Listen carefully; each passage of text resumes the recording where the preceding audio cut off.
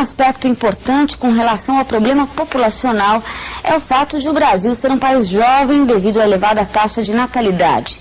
Esse é um dos temas de hoje. Outro tema é a distribuição de renda, uma das principais responsáveis pelos problemas sociais da população. Como é que tá todo mundo em casinha aí? Hoje mais uma batalhinha, continuação da batalha da aula passada. Falávamos de estrutura da população brasileira e continuaremos a falar disso daí. Como é que é? Nós falamos do quê? Vê se você lembra.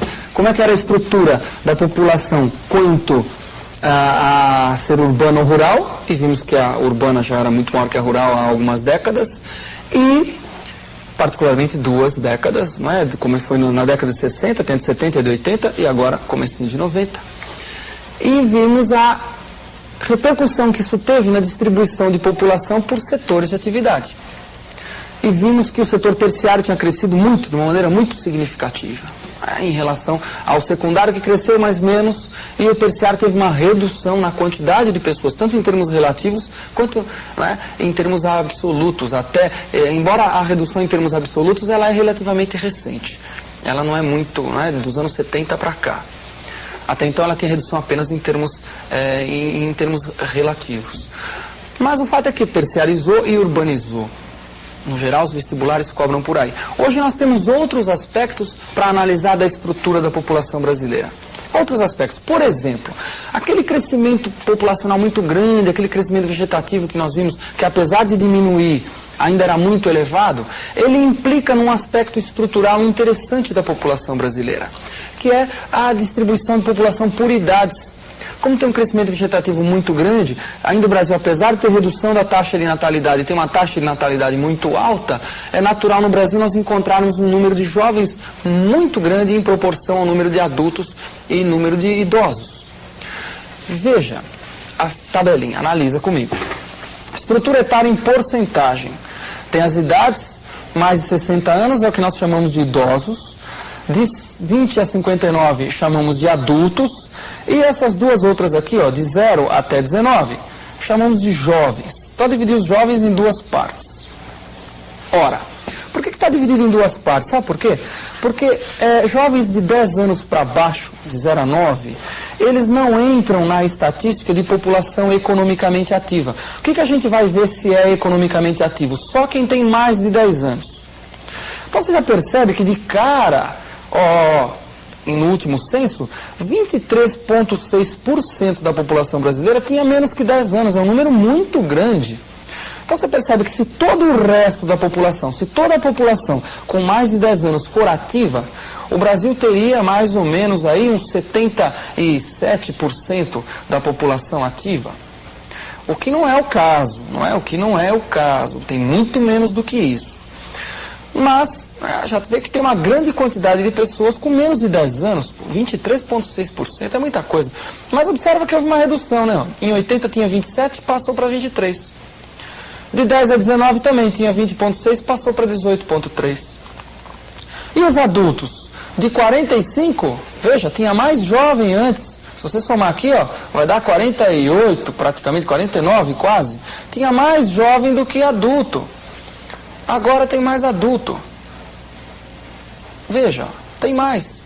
Mais de 50% da população é adulta. Mudou.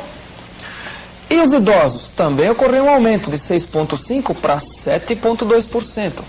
Veja que interessante, então, a mudança que teve na década de 80. Olha só, antes predominava a população jovem, se somar esses dois aqui, e agora predomina a população de adultos. Isso é um dado muito interessante, que você tem que ficar atento. É uma mudança recente, isso pode ser cobrado em prova.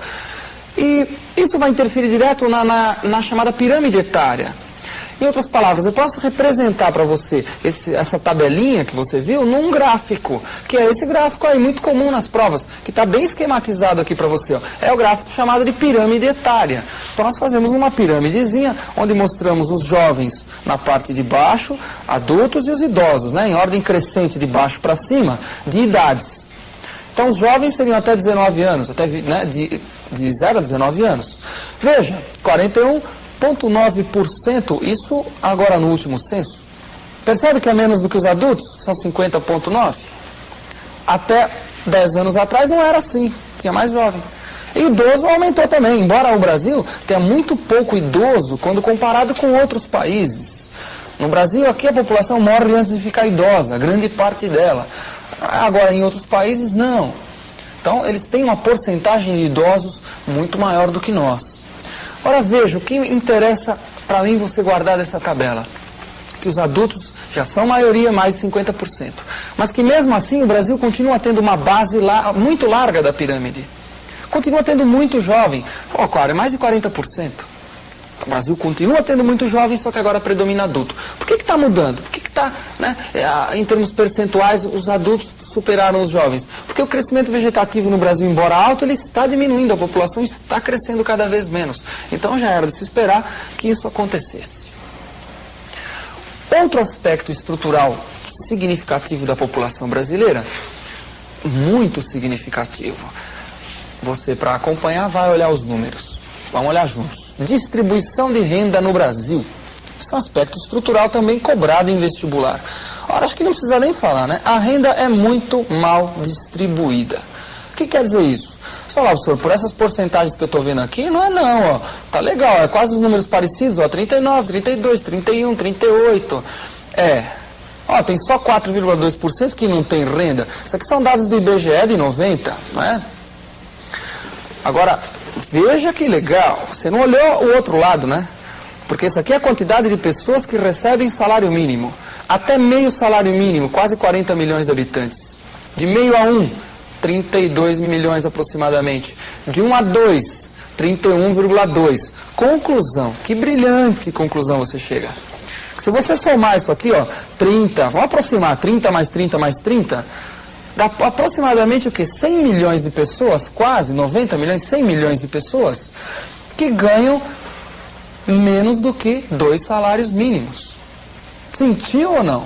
E tem só 38 milhões de pessoas que ganham mais do que 2 salários mínimos. Ora, evidentemente, esses dados mostram para você que a renda realmente é muito mal distribuída. A grande maioria da população não recebe uma parcela irrisória da renda do país, enquanto que tem uma pequena minoria que concentra a maior parte da renda do país. Esse é um dos fatores, não é, básicos para explicar as grandes desigualdades sociais que existem dentro do Brasil. E problemas daí decorrentes como fome, mortalidade infantil, analfabetismo e etc. O último aspectozinho estrutural da população brasileira é o vinculado à estrutura por cor de pele. Acompanha comigo. O último que nós estamos analisando, que são os que mais caem em prova. Estrutura da população quanto à cor de pele. Então, nota o que importa. Ó. O IBGE, ele separa 4 cores. Isso é discutível, não é? É polêmico, claro que é polêmico, mas ele separa em branco, negro, pardo e amarelo. Você já viu alguém de pele amarela? Nem eu, não é? O amarelo, para eles, é o índio, é o oriental de maneira geral, japonês, chinês. Eles chamam de amarelo, que eu acho estranho e todo mundo acha estranho. Embora no último censo, o IBGE tentou separar o índio do amarelo, para tentar fazer um levantamento a respeito da quantidade de indígenas do Brasil. Aqui não se tem esse dado de maneira precisa. O que ele chama de pardo? Ele chama de pardo os mestiços, no geral misturado, né, entre branco e negro e o amarelo. Pardo. Negro e o branco, no geral, o descendente de imigrante europeu. Então o que você nota com esses dados? Olha que interessante. De 50 para 80 para 90. Olha o que mudou. A quantidade de brancos, em termos percentuais, caiu de 61% para 55%, em termos percentuais. A quantidade de negros também diminuiu significativamente. Você fala, mas por que se diminuiu tanto? Muito mais os negros? Ora, basicamente porque cessou a entrada de população negra no Brasil com o fim da escravidão, já no século passado. Então, a tendência era mesmo reduzir. Além do que, o negro e o branco, eles vão se misturando. É a miscigenação. Então, é de se esperar que cresça o número de quê? De pardos. E foi exatamente o que aconteceu. De 26% para 38% para 39%. E os os amarelos, um crescimento praticamente constante, né? Manteve aqui, diminuiu um pouquinho aqui, praticamente constante. Mas note, ó, que segundo o IBGE, em 1990, o Brasil tem 55,3% de população branca e apenas 4% de população negra. É claro que o gradiente do negro aí é muito discutível, de pessoa para pessoa e até no próprio IBGE. Né? Então observa que é um número muito pequeno, quer dizer, certamente essa população deve ser maior e o branco quase que certamente também não deve ser tanto como a gente está vendo aí. Mas o fato é que a gente percebe que, segundo o IBGE, são esses os dados. Na prova é isso que vai cair. Predomínio de brancos, negros, uma pequena participação em termos numéricos, né? Isso aqui é percentual de população. Não estou discutindo a importância cultural dessa população, que é, sem dúvida nenhuma, muito grande. Os mestiços, os pardos, têm uma participação muito grande também. E lembra que aumentou o número de pardos decorrente do quê? Da miscigenação, da mistura entre os brancos e os negros. Grande parte desses pardos é o que nós chamamos de mulatos, né? Que é exatamente a mistura do branco com o negro. Existem outros pardos, né? Pode não ter o mulato, pode ter o branco com o índio, que é o cafuso, lá tem outras. Tem que decorar esses valores? Não, é só lembrar que houve uma redução do branco, uma redução do negro, aumentou o pardo, não precisa decorar. Claro, como você não tem que decorar nenhuma das outras porcentagens que eu mostrei para você. No geral, o que o vestibular faz? Ele te apresenta esses números e pede para você analisar a tabelinha, discutir por que é assim, por que não é, por que mudou. É só isso.